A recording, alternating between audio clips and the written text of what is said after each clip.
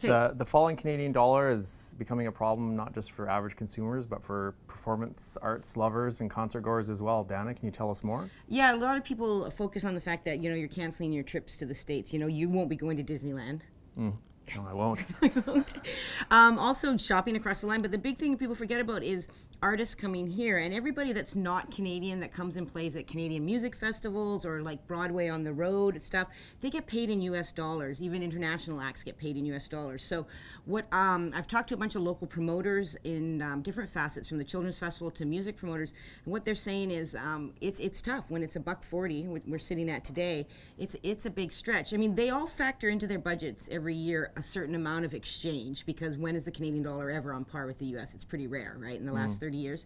But when it hits this type of a low, it's a big deal for them, and in turn it's going to affect all of us as consumers going to these shows. Are we going to see fewer American artists or international artists at these shows now, and perhaps more Canadian artists? Yeah, I think what's going to happen is, especially in the smaller festivals, and the ones that are free, for instance, they just don't have the budgets to do that. And what happens is, if you're going to pay that one artist from Brooklyn, that's super cool and hip, the American money they want, you're going to have to lose a couple other acts probably lower down. So some of them are planning on doing that. Some are saying that they're going to just up the Canadian quotient. I know at the Children's Festival, it's a big deal. She's the woman who runs that is saying she's going to have to go from 12 acts down to probably 8. So it's a big deal. So we're seeing a lot of impact already. Is 2016 going to be the year where we actually see the change coming into play, or is it going to be more next year? No, well, you're going to see, because a lot of festivals and stuff aren't fully booked yet, so they are making those concessions. They're looking at contingency funds maybe to help out, maybe more sponsors, but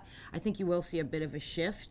The really big shows, like the Live Nation shows, those guys are kind of bomb-proof. When we're rolling out a $150 million tour, they're not going to change much. I mean, they wouldn't comment officially on the story, but I think you can use your common sense on that. So the Rolling Stones, the Adeles, those ones, they're not going to pack it. No, because they're also booked way in advance. But local, like the Mission Folk Festival here, that's going to be affected. And like I said, the Children's Festival, actually, so the smaller ones. And yeah, it's a tough one. And the Scotiabank said today that the dollar's not going to rebound for a long time, maybe up until 2018 before we see an 80-cent dollar again.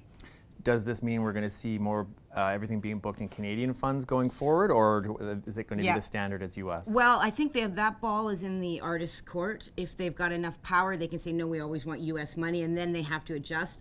Some cases they're saying, yeah, that's fine, we're going to face the Canadian dollar and adjust it that way. So it depends on the festival, depends on the artist, the size of the artist, but everybody wants to be paid in American money, right? Whether you're from Germany or Iceland, that's what you want.